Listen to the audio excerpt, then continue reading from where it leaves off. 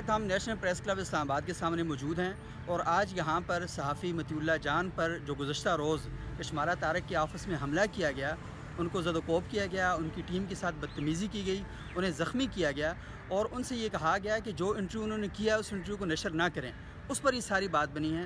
آج صحافی اس پر سراپا احتجاج ہیں، اسلام آباد میں ایک مظاہرہ کر رہے ہیں اور آج ہم جاننے کی کوشش کریں گے کہ آخر یہ صحافیوں پر حملے کیوں ہو رہے ہیں، اور جب صحافیوں پر حملے ہوتے ہیں تو ٹی وی چینلز کے اکثر جو رپورٹرز ہیں وہ غائب کیوں ہو جاتے ہیں، اور ساتھ یہ بھی جاننے کی کوشش کریں گے کہ جب مطیع اللہ جان پر حملہ ہوا، ایک ٹی وی اینکر پر حملہ ہوا، ایک سینئر جرنلسٹ پر حملہ ہوا، تو باقی ٹی وی چینلز یہاں پر کوریج کے لیے کیوں نہیں آئے، اور یہ بھی سوال کریں گے کہ پاکستان میں اس وقت صحافتی تنظیمیں تقسیم در تقسیم کا شکار کیوں ہیں، Pakistan federal union of journalist کے 5 دھڑے کیوں بن چکے ہیں، اور کیا جب صحافیوں پر حملہ ہوتا ہے تو صرف وہ حملہ کرنے والا ہی ذمہ دار ہوتا ہے یا یہ صحافتی تنظیمیں بھی اس عمل کا شکار ہیں، وہ بھی ذمہ دار ہیں کہ ان کے متحد نہ ہونے کی وجہ سے صحافیوں پر حملے کیے جا رہے ہیں۔ تو آئیے آج یہاں مظاہرے میں بھی شریک ہوتے ہیں اور سینئر جرنلسٹوں سے ہم بات بھی کریں گے اور ان سے پوچھیں گے کہ یہ جو سارا عمل اس وقت ہو رہا ہے اس کا ذمہ دار کون ہے اور کیا حکمت عملی اختیار کی جائے کہ آئندہ اس قسم کے واقعات سے بچا جائے، کیونکہ یہ واقعہ پہلی دفعہ نہیں ہو رہا۔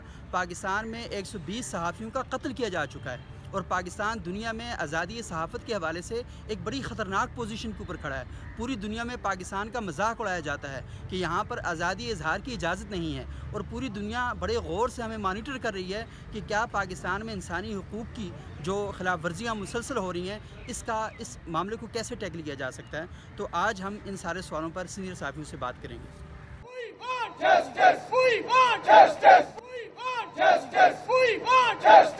ہمارے ساتھ موجود ہیں RUJ کے سابق صدر، پریس کلب کے سابق صدر شہریار خان صاحب۔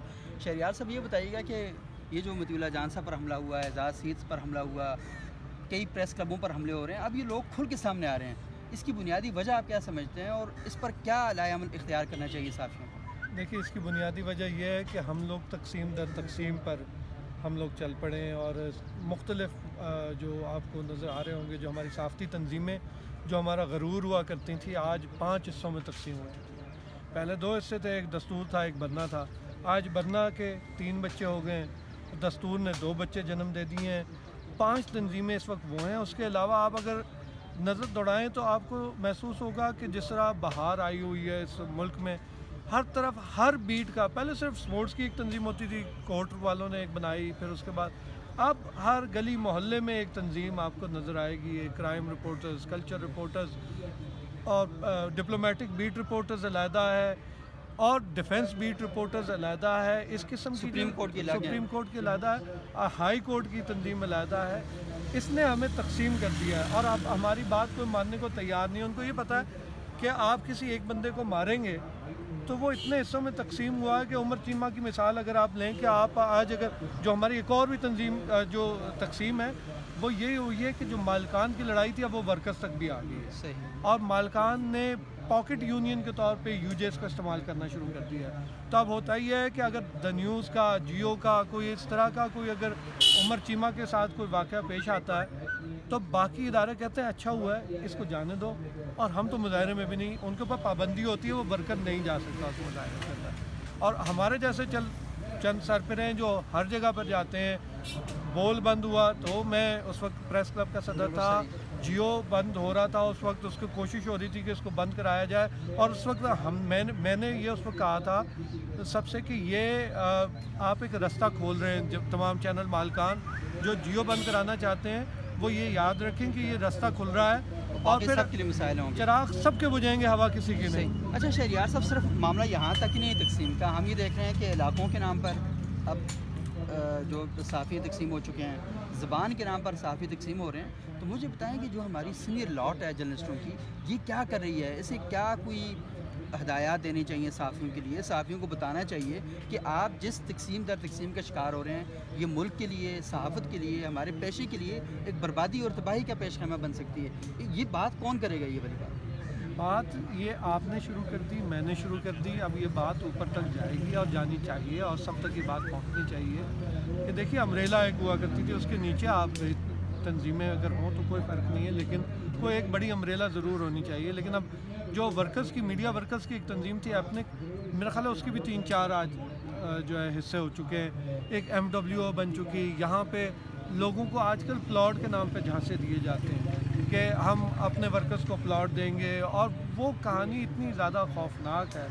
اور لوگ ظاہر ہے کہ ہمارے جو 98% لوگ ہیں، وہ جو صحافی ہیں، میڈیا ورکرز ہیں، وہ جو 98% لوگ ہیں وہ تو بہت 1996 کے دور کی تنخواہ لے رہے ہیں. تو وہ بہت پسے ہوئے لوگ ہیں. ان کے لیے بڑی اٹریکشن رکھتا ہے یہ والا نعرہ کہ آپ کو زمین مل جائے گی، آپ کو پلاٹ مل جائے گا. وہ اس کے جھانسے میں آنے پہ مجبور بھی ہو جاتے ہیں. کوئی امید نظر آ رہی ہے آپ کو کہ حالات بہتر ہو جائیں گے؟ دیکھیے، آج اگر آپ نے بیڑا اٹھایا ہے، میں نے بیڑا اٹھایا ہے، باقی دوست ہم ہو رہے ہیں. آج ہم کوشش کر رہے ہیں کہ جو پی ایف یو جے کے 3 دڑوں میں سے 2 دڑوں کو آج ہم بٹھا رہے ہیں، اور اس کے بعد اگر ان کے اختلافات ختم کرانے میں ہم کامیاب ہوتے ہیں اور ان میں پیش رفت ہوتی ہے، پھر ہم جائیں گے تیسرے دڑے کے پاس اور ان سے جا کر ریکویسٹ کریں گے خدا کے لیے اس تنظیم کو ایک کیجیے تاکہ ہماری آواز جو ہے وہ مضبوط ہو سکے. جتنی ہم لوگ تقسیم ہوں گے ہماری آواز کمزور ہوگی، میڈیا ورکر کی آواز کمزور ہوگی، اس جرنلسٹ کی آواز کمزور ہوگی. ہمیں کوئی بھی مارے گا اس لیے کہ ہم سافٹ ٹارگٹ ہے سب کا. جو مارتا ہے دوسری پارٹی خوش ہوتی ہے.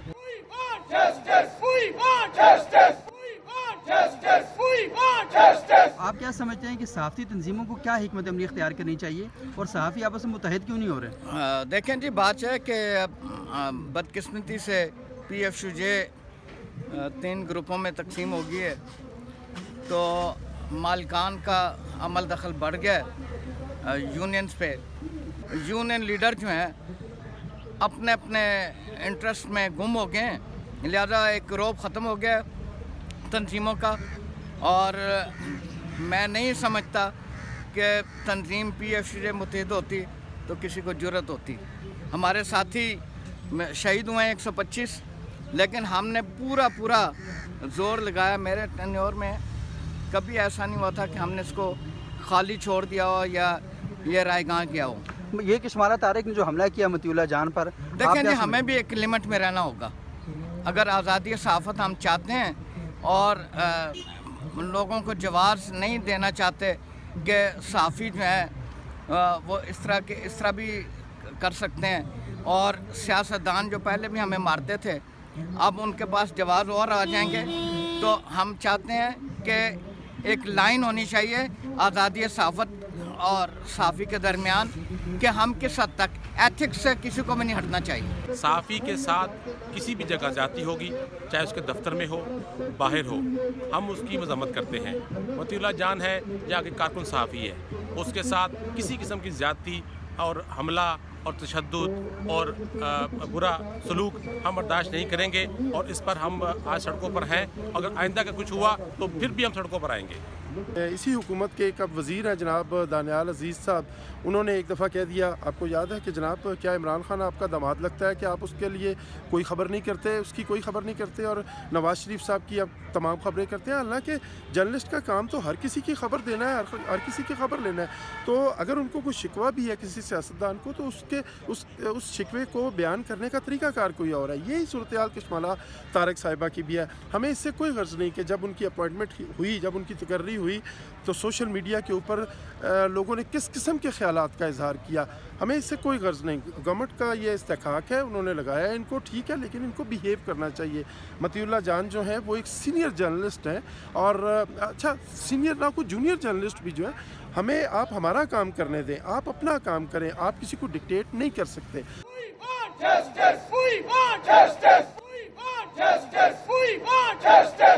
اس وقت ہمارے ساتھ موجود ہیں Rana Azeem, Pakistan federal union of journalist کے صدر ہیں.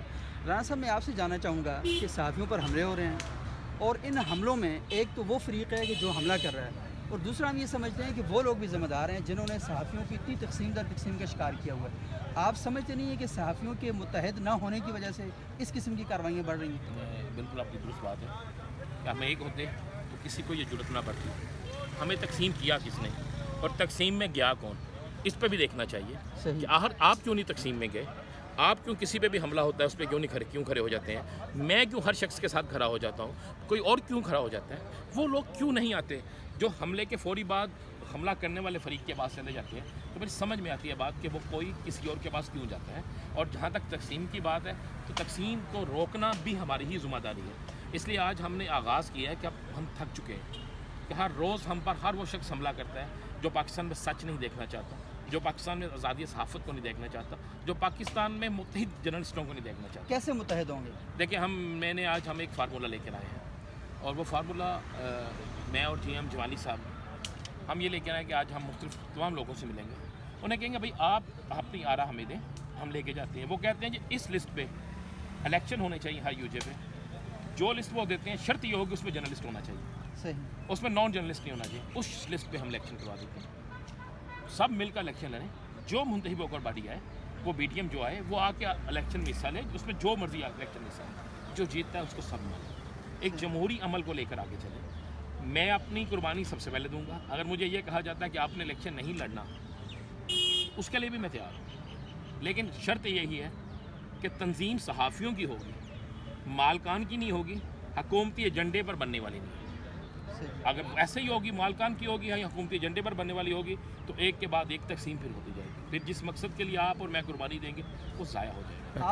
آپ کو پر امید ہے کہ کوئی ایسا ہو سکتا ہے؟ دیکھیں، جب انسان اپنی ذات کی نفی کر کے چلتا ہے تو اس سے منزل ضرور بنتی ہے۔ اب یہ دیکھنا ہوگا کہ اس سے بھاگتا کون ہے، جو بھاگے گا اس کا احتساب میری برادری نہیں، بھاگے گا تو صحیح، لیکن یہ تقسیم تو پھر بھی رہے گی، وہ بھاگ کی تقسیم ایک اور بنا کر دے گا، جو بھاگے گا پھر اس کا فیصلہ آپ نے کرنا ہے۔ نہیں، کیا فیصلہ کریں گے؟ فیصلہ یہ دیکھیں گے، دیکھیں ہم تو 5-10 سال سے یہ دیکھ رہے ہیں، پہلے ہم جب تھے تو ساری تنظیمیں متحد تھیں، ہم نے مشرف کے خلاف اکٹھے ہو کے پورے پاکستان میں احتجاج کیے، یہاں اسلام آباد میں 72 دن کیمپ لگا رہا، لیکن اب یہ صورتحال بن چکی ہے کہ ایک صحافی پر حملہ ہوتا ہے اور کوئی ٹی وی چینل اس کو کور کرنے کے لیے نہیں آتا، صحافتی تنظیموں کے ارکان یہاں سے غائب ہو جاتے ہیں۔ آپ نے آج دیکھا کون غائب ہوا ہے، اس کا بھی سوچنا چاہیے آپ کو۔ میں پھر وہی کہوں گا کہ میں تو لاہور میں بیٹھ کے نہیں، صحیح، آپ آئے ہم سب پے کرتے ہیں، ہر چیز کے لیے کرتے ہیں۔ دیکھیں اس میں اور کوئی طریقہ کار ہو نہیں سکتا نا، آپ اپنی ذات کی نفی کر سکتے ہیں، آپ ہر اس شرط کو مان سکتے ہیں جو آپ کا دوسرا فریق رکھتا ہے سامنے۔ اچھا رانا صاحب، کیا کوئی ایسا پلیٹ فارم نہیں ہو سکتا کہ جس میں مثال کے طور پر جو 5 تنظیمیں بنی ہوئی ہیں اس وقت، ان سب کا تو آپس میں اختلافات ہیں، وہ تنظیمی نوعیت کے خلاف ہیں، لیکن جو اصولی نوعیت کے ہمارے ایشوز ہیں، جیسے مطیع اللہ جان پر حملہ ہوتا ہے، تو ہمارا کوئی ایک ایسا پلیٹ فارم ہو کہ جس میں ہم سب لوگ یہ طے کر لیں کہ بھائی وہ ہمارے تنظیمی اختلافات کا دائرہ ہے اور یہ جو ایشو ہے یہ ہم سب کا مشترکہ ایشو ہے، تو ہم کوئی عارضی طور پر جب تک ہماری اختلافات موجود ہیں عارضی طور پر کوئی ایک ایسا پلیٹ فارم بنا لیں کہ ہاں اس طرح کے ایشو جب آئیں گے ہم سب اکٹھے ہو کے آ اس میں جائیں۔ یہ ہوتا ہے کہ ایک کور کمیٹی بنا لیا، صحیح، جو سینئر ترین لوگوں پر مشتمل ہو، جن پر سب کو یقین ہو کہ وہ ٹھیک ہے، پارٹی نہ ہو تو وہ کمیٹی آ جائے اور وہ کسی بھی ایک کاز پہ کسی پہ بھی حملہ وہ کال دے تو ہم سب اکٹھے ہوں گے۔ دیکھیں آج دستور بھی اکٹھا ہے، میں بھی کھڑا ہوں ان کے ساتھ، باقی لوگ بھی کھڑے ہیں، تو کیوں نہیں کھڑے ہو سکتے؟ صرف ایک وجہ ہے نا، ہم کیوں نہیں کھڑے ہو سکتے؟ پہلا سوال تو اس کا جواب ہمیں ڈھونڈنا پڑے گا کہ کیوں جو ہے اس کا جواب کہاں سے ملے گا ہمیں۔ یہاں پہ پرابلم یہ ہے کہ متی پہ حملہ ہوتا ہے تو بہت سے لوگ سائڈ پہ ہو جاتے ہیں، اس پروٹیسٹ سے کیوں ہوتے ہیں؟ ان کو کس کا ڈر ہے؟ متی اللہ پہ حملہ، ان کو ڈر ہے، بہت سے لوگوں کے بہت سے مفادات ہوتے ہیں، کئی لوگ وہاں پہ کمٹمنٹ کر کے آتے ہیں کہ جناب آپ کریں ہم آپ کے ساتھ ہیں، لیکن اب ایسا نہیں ہوگا۔ میں نے جس طرح کیا ہے کہ پیر کے روز آپ دیکھیں گے کہ میں پیر کو آپ کو دکھاؤں گا کہ دستور سمیت تمام لوگ جو ہیں لاہور ہو باقی شہروں میں ہو ایک ہی جگہ کھڑے ہو کے ایک ہی نعرہ لگائیں گے، ایک پر حملہ سب کے۔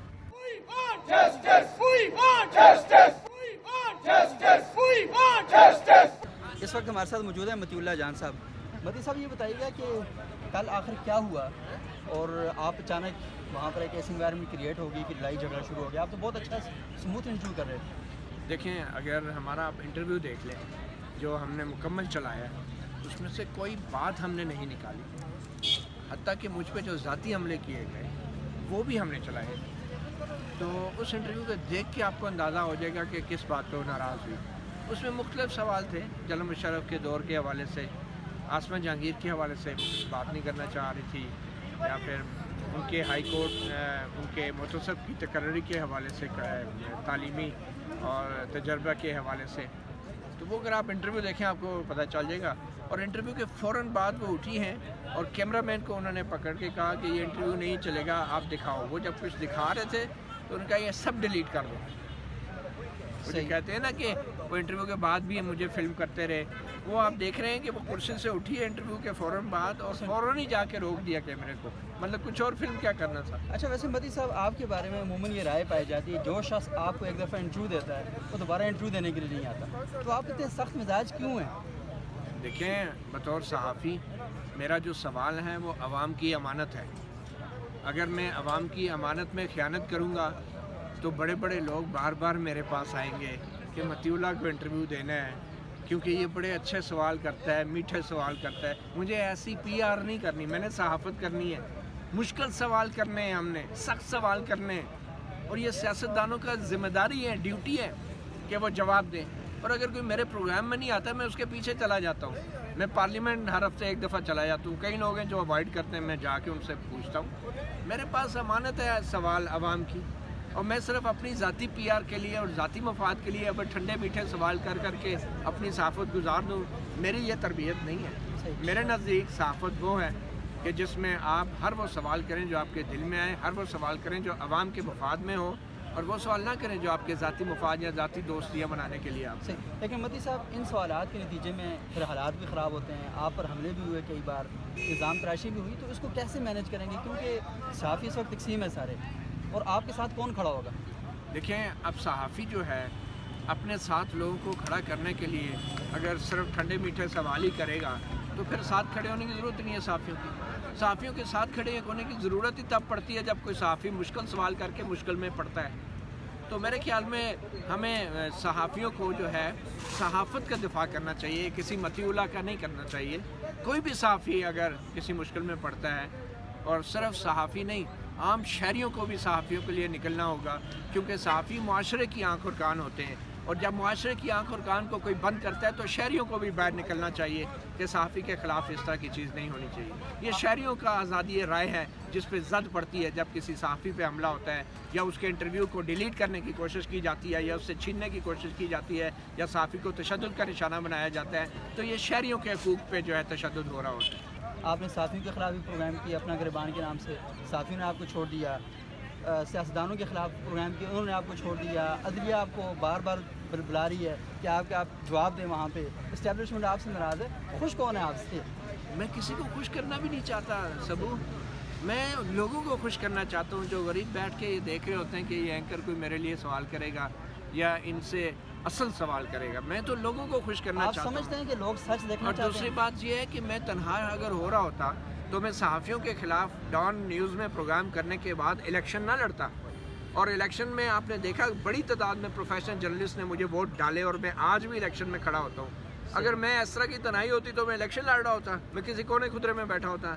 सहाफ़ियों को, प्रोफेशनल सहाफ़ियों को अंदाज़ा है, और मैं उनका मशकूर हूँ कि वो मुझे इज़्ज़त देते हैं, बावजूद इसके कि मैं सहाफ़ियों के बारे में भी प्रोग्राम करता रहा हूँ, और मैं उनका शुक्रगुज़ार हूँ। और मैं ये चाहता हूँ कि ये सहाफ़ी सच बोलें, चाहे अपने बारे में क्यों ना, और इसीलिए मैं अपने गिरबान की बात करता हूँ। और इसके बावजूद सहाफ़ी मेरे साथ खड़े होते हैं। आज भी जो इतना बड़ा मुज़ाहरा हुआ है मेरे लिए हुआ है, और मेरे लिए नहीं हुआ, मैं समझता हूँ सहाफ़त के लिए हुआ, और मैं तन्हा नहीं हो रहा। अगर कोई ये समझता है मैं तन्हा हो रहा हूँ तो बुनियादी तौर पर वो सहाफ़त तन्हा हो रही है। सहाफ़ियों की कमज़ोरी है, कोई मेरी कमज़ोरी नहीं है कि वो मुश्किल सवाल करने वाले के साथ अगर सहाफ़ी खड़ा नहीं होगा तो कौन खड़ा होगा। तो मैं तो अपनी PR बना सकता हूँ। 23 साल से मैं जो सवाल कर रहा हूँ, क्या मैंने कोई प्लाट या प्लाजे बनाने के लिए कर रहा हूँ? अगर कोई ऐसी चीज़ होती तो मैं ऐसे सवाल कर सकता था। आजकल के दौर में कुछ छुपा हुआ है।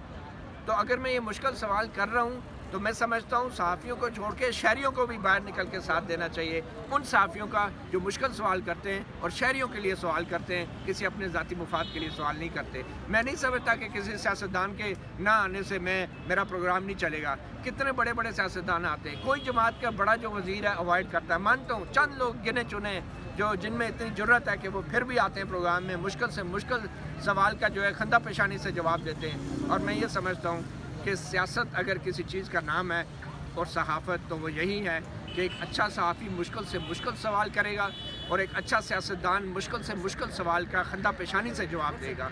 और अगर सहाफ़ी और सियासतदान में कोई दोस्ती हो भी सकती है तो सिर्फ उस सियासतदान के साथ कि जो मुश्किल से मुश्किल सवाल का जवाब खंदा पेशानी से देगा। अदरवाइज़ सहाफ़ियों को मेरे ख्याल में किसी उस सियासतदान की इज़्ज़त नहीं करनी चाहिए जो आपके सवाल का जवाब देने का भी रवादार ना हो। तो बस साहब, आप क्या एक छोटा सा आखिरी सवाल मैं करूँगा कि ये मुझे बताइएगा कि आपको नहीं लगता कि कुछ लोगों के लिए आपको सवालनामा पहले से दे के भेज देना चाहिए कि भाई ये सवाल का हम आपसे करेंगे, इस पर नहीं? अगर ये सवालनामा पहले दे के भेज दें, ये तो फिर जाली डिग्री वाला केस बन जाएगा कि आपने बूटी पहले से तैयार कर ली है, पर्चा कहीं और बैठ के किया है। तो इस तरह के सहाफ़ी कुछ होते हैं, लेकिन वो ज़्यादा अरसा चल नहीं सकते। लोग इतने बेवकूफ़ नहीं हैं। हम जैसों को जो है टाइम लगता है इज़्ज़त कमाने में, लेकिन 10 साल, 15 साल, 20 साल, लेकिन इज़्ज़त कमा ही लेते हैं पे, और लोगों को पता लग जाता है। वो हमें बचपन से देखते हैं ग्रो करते हुए सहाफ़त में, और एंड तक आके वो कहते हैं कि बड़े से बड़ा एंकर पर्सन बड़े से बड़े चैनल पे बैठा कोई बात कर रहा होगा, मगर अगर कोई क्रेडिबल सहाफ़ी बात करेगा तो लोगों को पता लग रहा होगा कि इसमें झूठा कौन है और सच्चा कौन है। अब जब कमर से हमारे दोस्त हैं, ये भी आपसे कुछ सवाल करना चाहेंगे। जी मैं तो सिविल सोसाइटी की तरफ से आपके साथ सॉलिडेरिटी के लिए आया हूँ, लेकिन कुछ स्टूडेंट्स हैं जर्नलिज्म के जिनका एक सवाल था कि जब कशमाला तारिक साहिबा ने यह कह दिया कि ये इंटरव्यू नहीं चलना, तो क्या ये अनएथिकल नहीं फील होता कि जिससे आपने इंटरव्यू लिया वो नहीं चलवाना चाहते और आप जो है वो इंटरव्यू फिर भी चलाएं? नहीं, ये बिल्कुल अनएथिकल है। अनएथिकल तब होता कि इंटरव्यू करने के बाद हम चलाएं ना उसे। आपको पता है इंटरव्यू करने के बाद जो सहाफ़ी वो इंटरव्यू चलाते नहीं हैं, वो क्यों नहीं चलाते? ये वो सहाफ़ी होते हैं जो पैसे लेके इंटरव्यू रोक देते हैं। ये वो सहाफ़ी होते हैं जो डर जाते हैं। जब इंटरव्यू हो गया, एक सियासतदान ने मुंह से अल्फाज निकाल दिए, वो अल्फाज अवाम की अमानत हैं, वो सियासतदान की जायदाद नहीं रहे। एक सहाफ़ी का काम है कि जो इंटरव्यू रिकॉर्ड हो गया, चाहे उसे जान पे खेलना पड़े, वो इंटरव्यू अवाम तक पहुँचाना उसकी ज़िम्मेदारी है।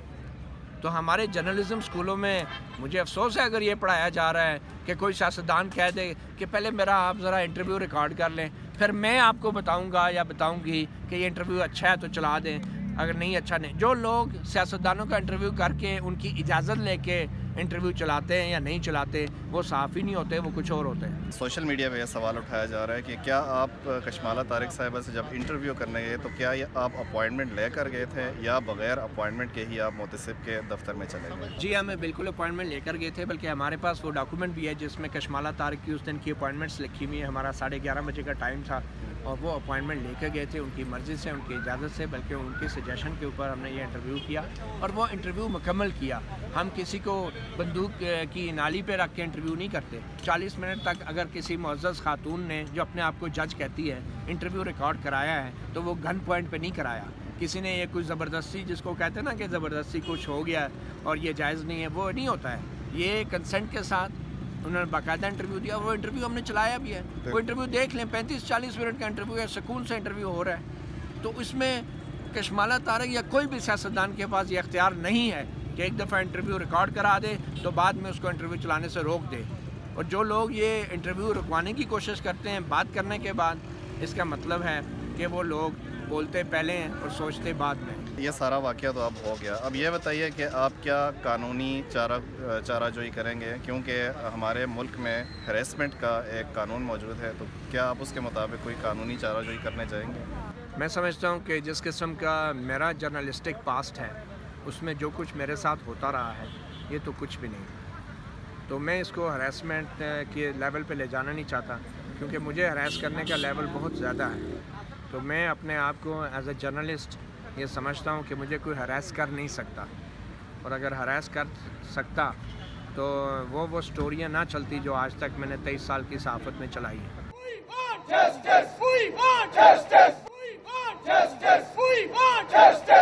जी नाज़रीन, आपने देखा कि हमने यहाँ सहाफ़ती तंजीमों के रहनुमाओं से भी बात की है, मतीउल्लाह जान साहब से भी बात की है, और वो तमाम सवालात जो आपके जहनों में हैं हमने इन रहनुमाओं से और मतीउल्लाह जान साहब से पूछने की कोशिश की है। अब आखिरी बात यह है कि जब भी पाकिस्तान में सहाफ़ियों पर हमले होते हैं तो हमारे जहन में एक फ़रीक आता है, लेकिन मैं समझता हूँ कि ये दो फ़रीक होते हैं। पहला फ़रीक वो है जो हमला करता है, और दूसरा फ़रीक एक तो ये ना कि जिस पर हमला किया जाता है। लेकिन इसमें एक और फ़रीक है जो सहाफ़ती तंजीमें हैं, सहाफ़ती इदारे हैं, TV चैनल्स के मालकान हैं, अखबारात के मालकान हैं। तो ये पूरा एक फ़रीक की सूरत में सामने आते हैं। इनका रिएक्शन क्या होता है, ये किस तरीके से अपने वर्कर्स के लिए एक महफूज एनवायरनमेंट क्रिएट करना चाहते हैं या पैदा कर सकते हैं और पैदा कर नहीं रहे, और सहाफ़ती तंजीमें आपस में तकसीम दर तकसीम के शिकार हैं। उसके नतीजे में जब इस किस्म का कोई वाक़या होता है तो हमला करने वालों को इस बात के हवाले से ज़हनी तौर पर मुतमैन होते हैं कि इनके लिए बोलने वाला कोई भी नहीं है, इनकी हिफाजत के लिए और इनके हुकूक़ के लिए आवाज़ उठाने वाला कोई नहीं है। मेरा ख्याल ये कि ये बड़ा अहम सवाल है। ये पाकिस्तान के सहाफ़ियों को मिलजुल कर सोचना होगा। जब तक वो कोई एक मुनज़्ज़म हिकमत अमली नहीं इख्तियार करेंगे, आपके सियासी इख्तलाफात हो सकते हैं, लेकिन कम से कम जब इस तरह के इशू आते हैं उस पर कोई आप कोर कमेटी बना लें, जैसे राना अज़ीम साहब से मैंने बात की थी कि आप मुतफ़िक़ा तौर पर बैठ जाएँ कि हमारे तंजीमी इख्तलाफात अपनी जगह पर, लेकिन जब इस किस्म का कोई वाक़या है, सहाफ़ियों पर हमला हो, तो उस वक्त हम कैसे बैठ कर एक हिकमत अमली इख्तियार कर सकते हैं, एक मुनज़्ज़म मनसूबाबंदी के तहत अपने काम को हम आगे लेके जा सकते हैं। बहुत शुक्रिया।